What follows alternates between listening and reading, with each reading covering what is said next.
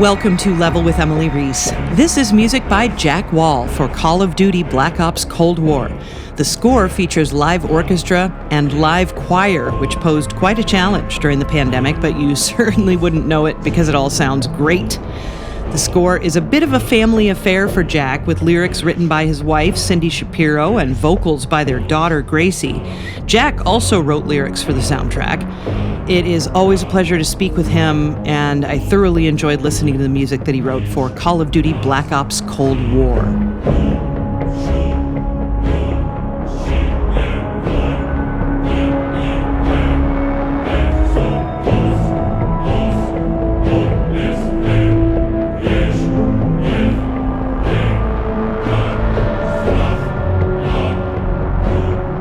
I do love the music. It was awesome to listen through, and it was fun to pick up on little motives and, things that repeated throughout, whether rhythmically or musically speaking, was just a treat to have those things popping in and out of the texture. And the contrast is huge as well, because the game takes place in the early 80s. I just would love to hear you talk about just overall conceptually what your thoughts were with this soundtrack. Cool. Well, thank you so much for the kind words about the music and the motifs, and that's pretty much all there is. Music and motifs, right? That's what we do. That's what we do. Yes, it's true. And honestly, it's different in a way from 2, 3, and 4 because Black Ops 2, 3, and 4 because when I heard it was Cold War, it's sort of, I don't know, it did something for me. It sort of centered me in terms of what the story, what the sort of pastiche, the background, the milieu of this game was, because I grew up in that era. I grew up in the 80s. The 80s were my growing years, so I felt really connected to it suddenly. Reagan, Brezhnev, Russians, the bad Russians are coming, and we need to hold them at bay. I remember that, and. And, they were toying with this, calling it Cold War for many, many months. And then I think it was like April or May or something, they settled on, it's going to be called Cold War. Because, Treyarch was sort of surprised. They weren't scheduled to deliver their next Black Ops title until 2021. So there was some shakeup at Sledgehammer Games, and suddenly it was like, oh, wait. Treyarch is going to be doing the next game suddenly. So, we really didn't have a handle exactly on what the game was going to be called. We knew what the story was. We knew, a lot of that had been fleshed out, but not the exact title, because it wasn't going to be called all we knew is it wasn't going to be called Black Ops 5, and it had to do with, the Cold War. Yeah. When they said, here's the logo and here's what it's called, it was like, ooh, okay. So... rubbing my hands together, I'm like, oh, I like this. It sort of centered the whole idea of what the score was going to be when I knew it was that. And I'd written themes kind of early in February, and then when it became Cold War, they asked me to do sort of a title screen piece that was only supposed to be 40 seconds long. So I did that, which is the first 40 seconds of the theme Cold War that's out now. Okay. And then they tweaked the opening or the menus for the game, and they said, no, we want a longer piece. This is really, really cool. We like this vibe. It's really kind of dark synthy, and it's got a little bit of that 80s synth in it as well, and then it's got the Russian choir. And let's do that, but can you make it longer, like over 3 minutes? And I was like, sure. And there was a piece that I wrote. I forget what it's called now, but when we were making the game, we called it KGB. It's really when you're in the KGB building, there's this level when you're in there, and there's this kind of epic fight towards the end, and there's a big Russian choir, and I took that theme and I sort of rewrote that for the last couple of minutes of the Cold War theme, and then I decided I'm going to re-record this with new lyrics that are specifically about the time period of Cold War.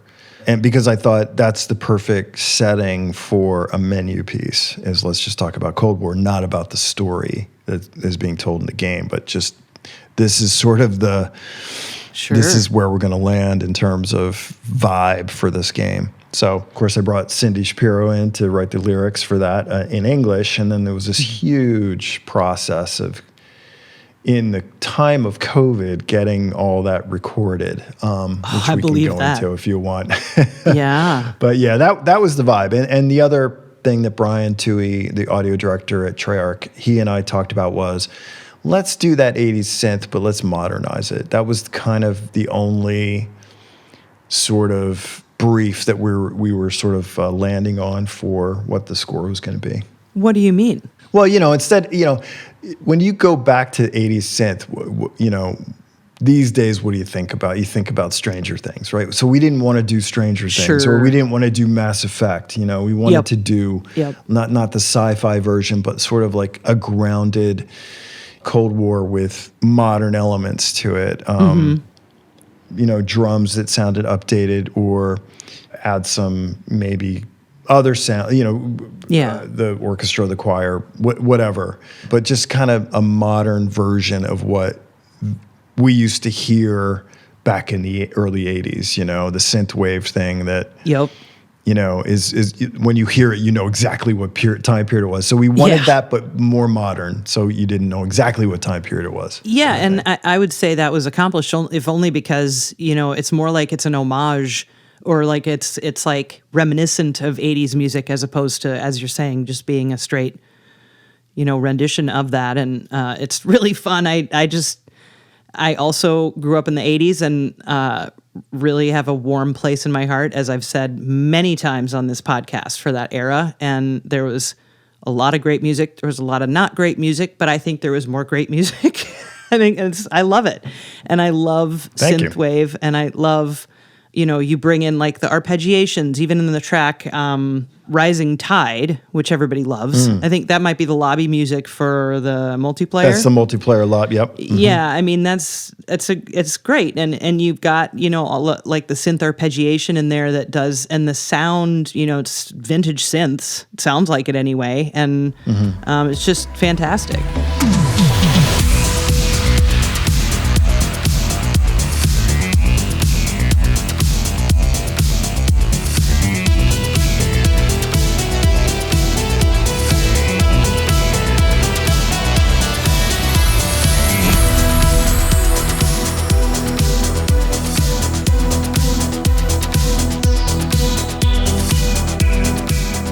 Yeah, Rising Tide was, was something that I, hey, it's time to write the multiplayer theme, right?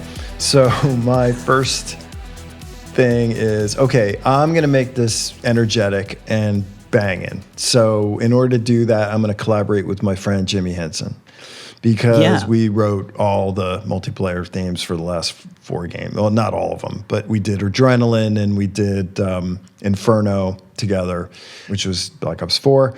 And then I wanted to do another one with him. And he was really excited because he's like, oh my God, I love synthwave. Yeah, let's have some fun with this. So he sent me a sketch of, the first pass at it. And then I was like, oh, this is really, really cool. I want to modernize it a bit. Let's do these chord progressions. And I would sort of instruct him to do this. And then I would add some piano or, other synths to it and send it back. And then he would take those and mess with that. And it's like, and then I would get it back. And I'd say, this whole section is great, but it needs more variety. Let me add some stuff to that. And it was just so fun. We had such a great time doing it. And then I mixed it. I was going to have it sort of more professionally mixed, by somebody who's not listening and maybe could really do it. But I was really digging the mix that I was getting, so I mixed it myself. But it was, it came out. I was really happy with the mix. It just came out great. So there was no need to do that. But that doesn't always happen, but I was pretty happy with it.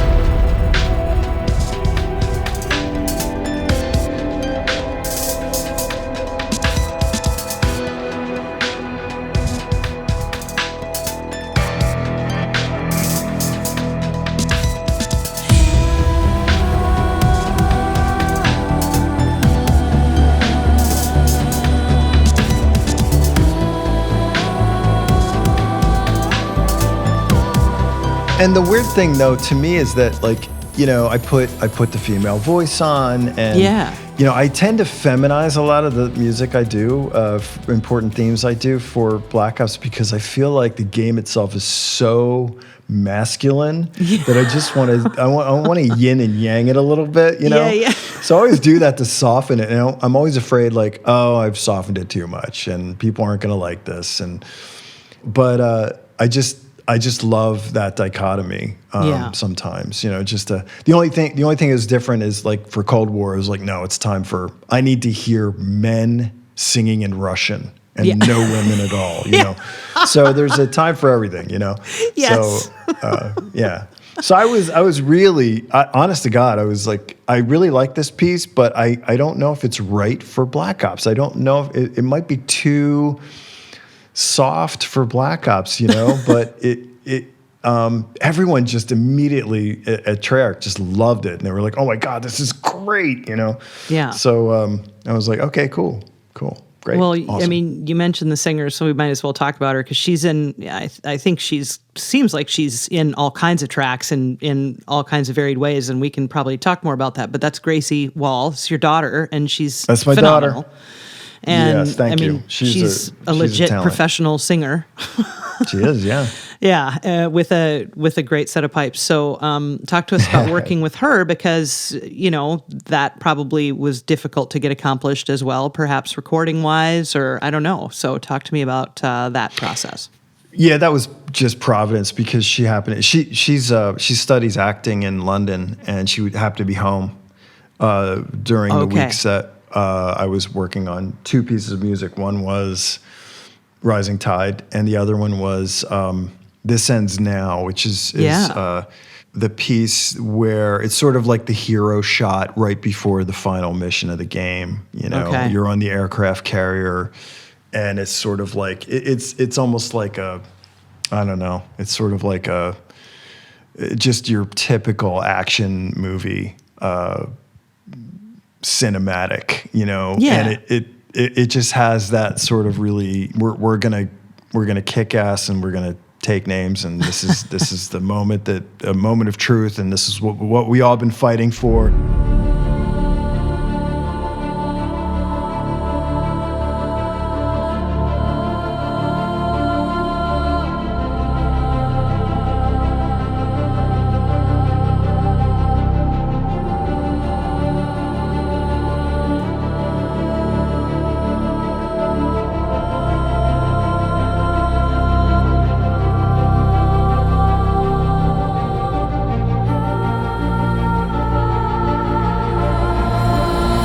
That was a really fun one to write, and then I just brought Gracie in, and she just killed it. You know, she just made it so dramatic and so cinematic with her vocal.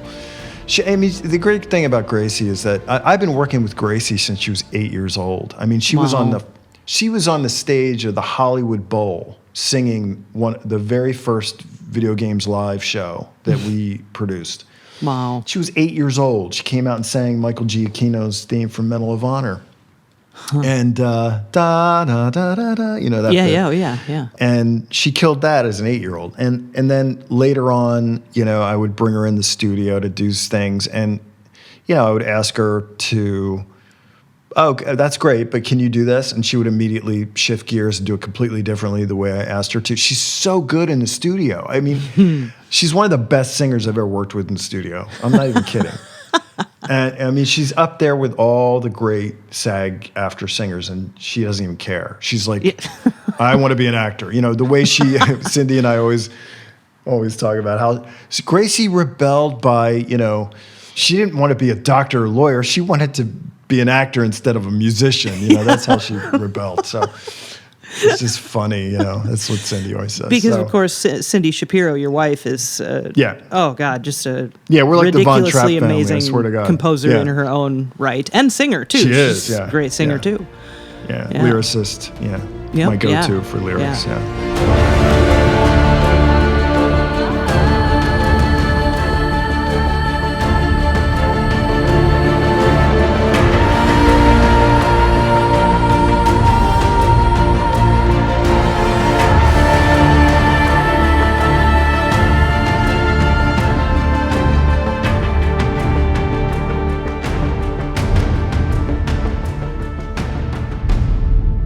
there's this track called Vietnamese Village, and it sounds like there's a voice in there that's manipulated in a really spooky kind of way. No, that's actually an erhu. That's Keri Honea playing erhu.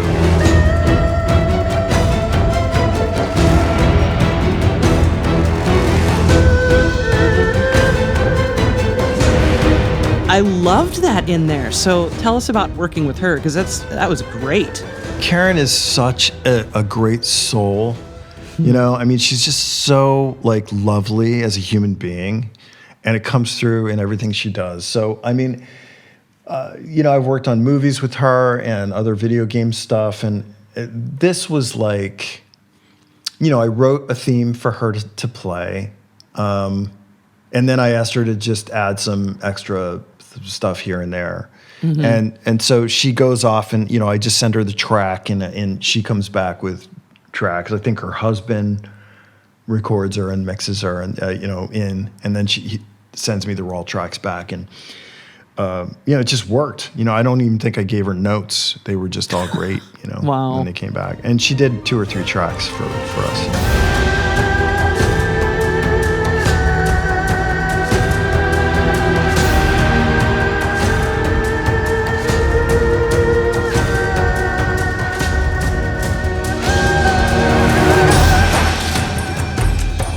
Also in that first part of the soundtrack, actually, I think it's the track right after Rising Tide, is a really beautiful orchestral track. It's called New Beginnings.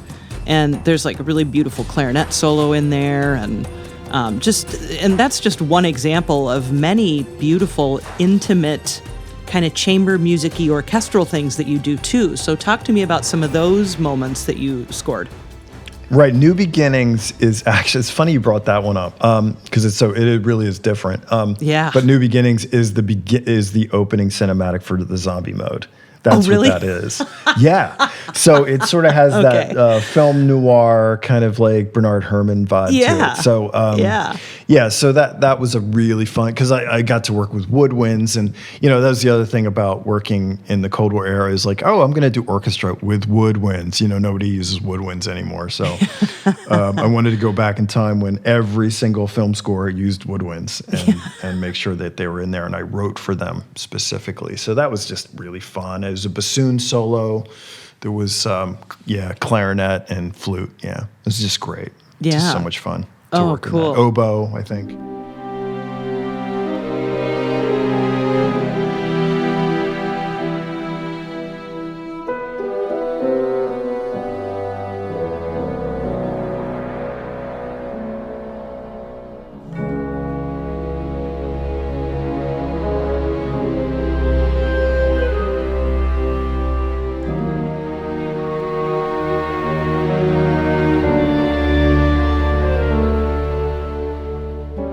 Yeah, so just to clarify, you wrote all the campaign music, you wrote all the multiplayer music, and you wrote the opening of the zombie music.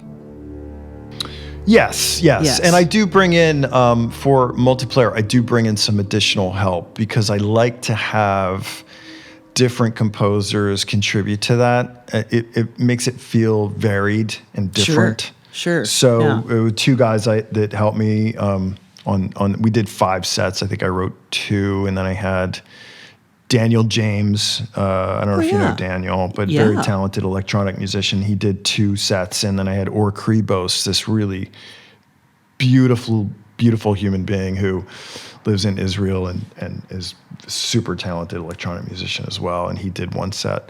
So other than that, I wrote the rest of the score. So okay, that's a lot of music. The whole campaign. It was about 2.5 hours of music total.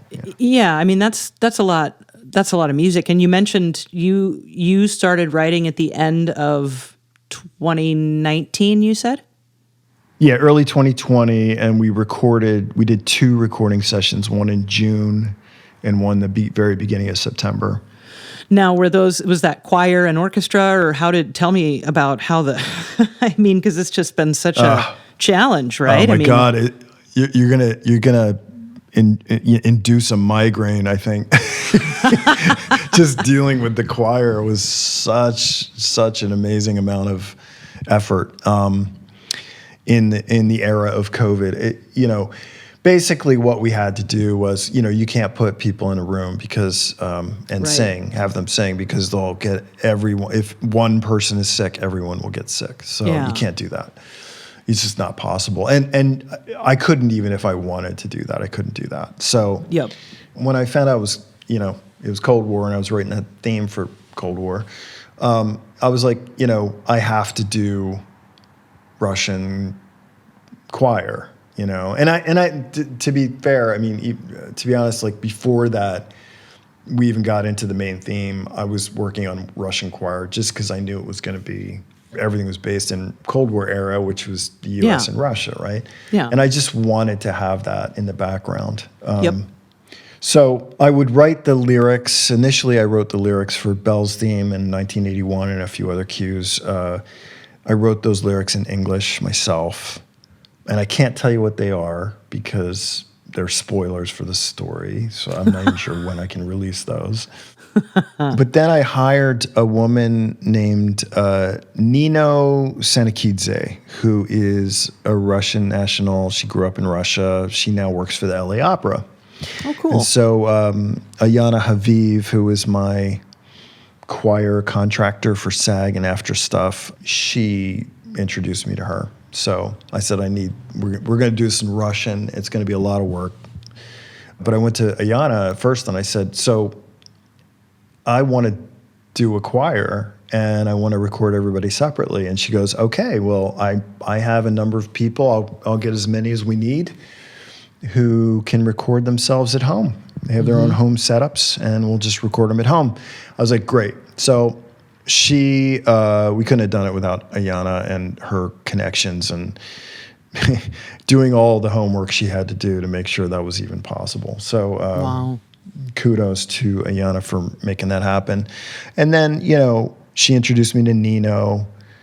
So I wrote the lyrics in, as I said, in English, sent them to Nino. She translated them to Russian. And when I say Russian, I mean Cyrillic Russian, like the funky characters that nobody who's an English speaker can understand. Then she also, at the same time, did a transliteration.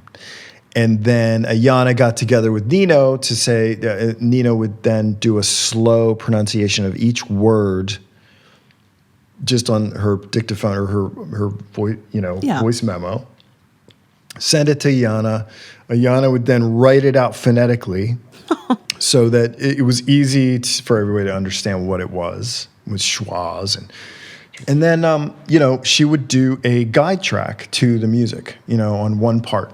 Sure. And once the guide track was done, then Nino would have to approve it. And then once that was done, then Ayana would get one person from soprano, alto, tenor, and bass section to do their guide track with the music that I had written and arranged for the choir. So once that was all done, I had to approve all of that and how it sounded. And sometimes I had to make lots of changes to it because it was like, I just don't like the way this is working with the music, and let's change it how it works with the music and all that kind of stuff. And so we went through this. It took 2 weeks, frankly, of a lot of work between the three of us to make that work. Yeah. Once we got all that done, plus the people who sang too, had to take care of their extra, all that extra time that they're putting in. Once we had the 4 guide tracks, then we would send out to, Ayana would do the call and send out to 32 singers, right? It took about, I would say, 5 or 6 days for everybody to get back 2 passes of each one, and we had our engineer Jason LaRocca wrote up a one sheet for each singer to read, and this is how I want you to record this. I want you to use this type of microphone if you have it. I want you to be this far away from the mic. On the second pass, I'd like you to turn the mic 45 degrees so it's off axis, and so it just gives a little bit different timbre. And let's do that. And so we did that, and it all came out great. Wow. And then I hired. At Jason LaRocca's suggestion, I hired a couple of people to do the music editing. And so they would be the sort of catcher's mitt of all these 64 different files. Oh, wow. And then he had to put them together, clean them all up, set them up for Jason to mix into after we recorded the orchestra, he would then mix the orchestra and my synthesizer stuff and any tracks that I would provide that weren't orchestra and then the choir, and then all that got mixed. So it was a fairly complex situation due to COVID.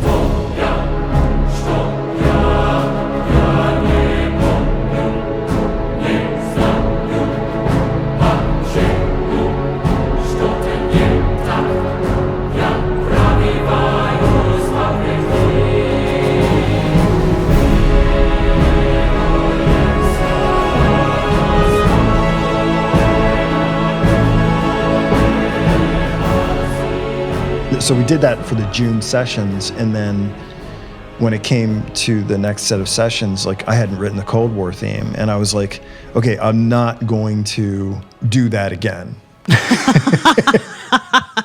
Yeah. And then they said, okay, it's definitely called Cold War, so let's, can you write a theme? And I was like, well, it has to be choir. So the only thing I did differently for the second set of choir sessions was I just hired men because I wanted that deeper kind of Russian men sound. Yep. So all the rest of the music that I recorded with choir it was only 4 or 5 cues. Yeah, we did with just men. So 16 men. I actually, because I wanted the Cold War lyrics to really mean something, I spent a little more time on those with Cindy. Cindy wrote the English lyrics, and she did all kinds of research with like Rand Corporation and declassified CIA documents from the era, and just trying to get a real sense of what the Russian perspective on the Cold War was. Yeah. Instead of being sort of cheesy and it's all about vodka and bears and Siberia, we wanted to make it like what was actually going through the mind of the typical Russian.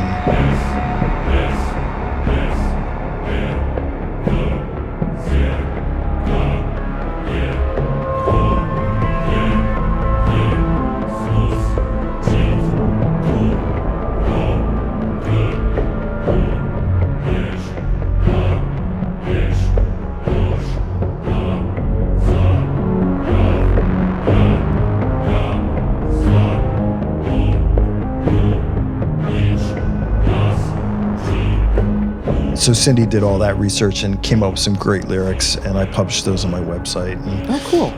In English and transliterated, and also the Cyrillic. So, that stuff could be published because there was no spoilers there. So, and we did the whole process over again. It took another 2 weeks, and it was a lot of effort, but I'm pretty proud of it. Worth it, though. Yeah. Yeah, totally really, worth it, yeah. Really worth it to have those live voices in there. I mean, that's that just can't be replicated. Yeah. Although I'll tell you a quick story. I did have one fan contacting me and goes, "Hey, from the beta to the final mix, it sounds like the Cold War theme is really different, especially in the vocals. Like what happened?" I said, "Nothing happened. It's the same. I don't understand." And then I thought about it for a while, and he goes, "Well, I thought it just sounded better. It sounded better before the in the beta, and something's weird about it now." And I was like, "Oh, okay." So the beta had sampled choir, not speaking anything, and then the final version was with the choir speaking Russian. I was like, "Go figure." Somebody likes the samples version better, so that was just funny.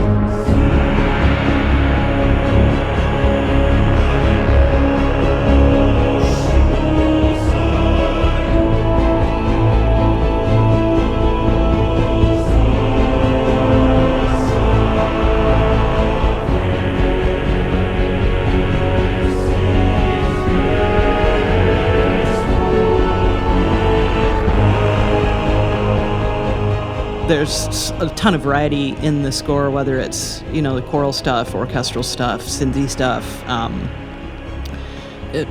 not to mention just the varied styles of, combat versus non-combat music or ambi music. So, when you're faced with the fact that you're going to be writing 2 or 2.5 hours of music, how are you balancing that task out for yourself? Are you doing a little bit of ambi stuff and a little bit of epic stuff each day, or are you sticking with one track through to the end, or how do you balance all that out?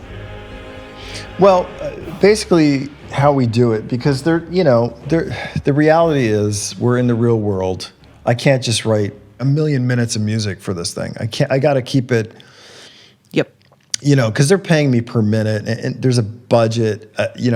How much music we can record. We have to. I've been doing this a long time, so the way that I do that is, we had a budget of 2.5 hours of music, and I delivered 2.5 hours of music. So the way I do it is, how many levels do we have? And we had a bit of a problem because it started out, I think, with 2 more levels than we actually ended up with.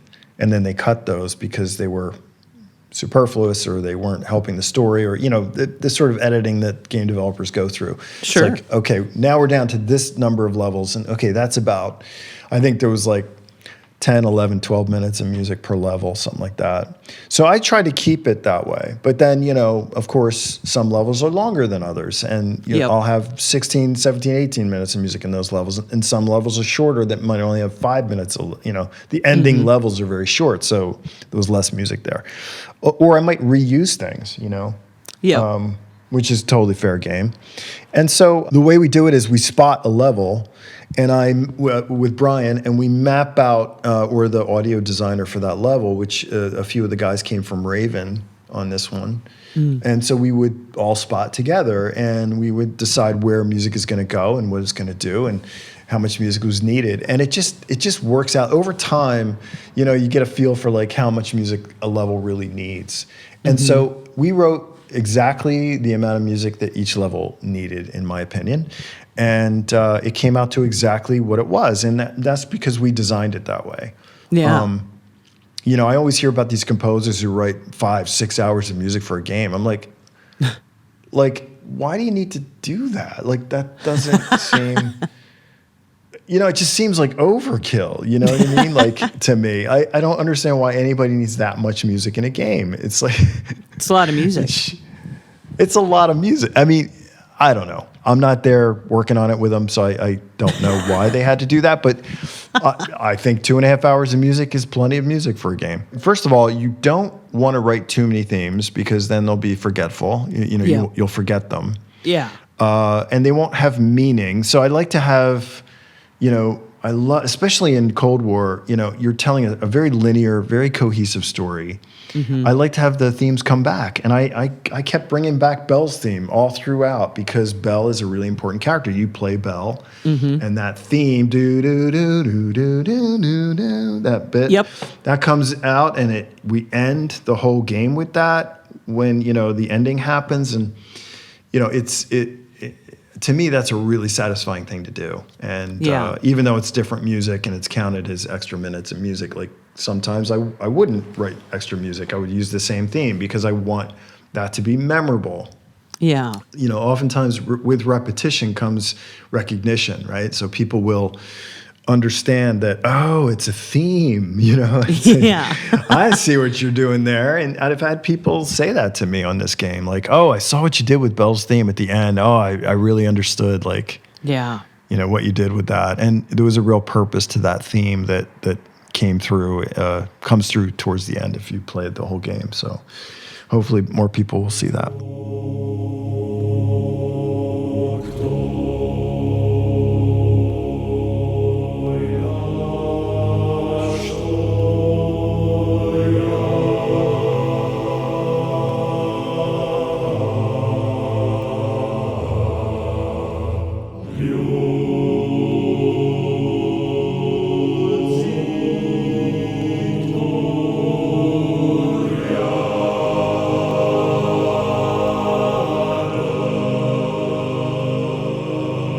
I just want to say what a pleasure it is to work with Brian and everyone at Treyarch, and Brian Toohey, the audio director. Brian Toohey, the audio director, and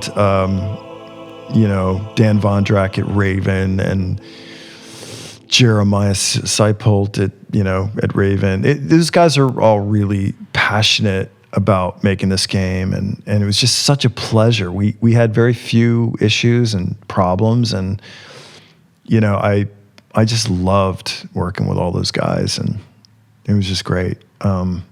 I hope we get to do it again. It's just, it's just fun for me. Yeah. It's a sandbox that I love stepping into and playing around, and they trust me, which is, you can't put a price on that. It's like unbelievable. They just allow me to do what I want to do, and they trust me and they let me do it, and it's just beautiful. It's a beautiful thing when you get to do that. Yeah. So that would be the one thing I want to really, lots of gratitude to everyone at Brandon Young at Activision, who runs the music department over there. It's just those guys are just so good to me, man. I'm just so happy and proud to work with them. Cool. Well, awesome score. Loved it. And yeah, just thanks for your time. It was great to talk to you about it, as always. Always great to talk to you, Emily.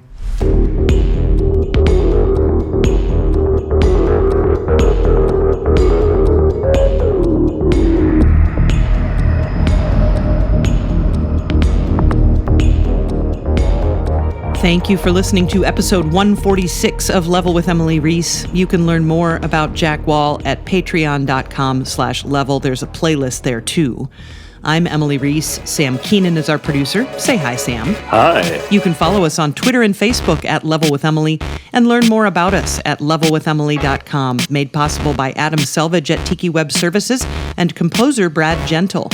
Level with Emily Reese is a production of June Media, Inc. Hi, this is Michael Helms, host of the Location Sound Podcast. On episode 85, I spoke with production sound mixer and boom op Chris Bell, based out of Pittsburgh, Pennsylvania. We talk about working on the feature film Unearth, where he recorded location sound on set and did the post-audio work. Check out the latest episode.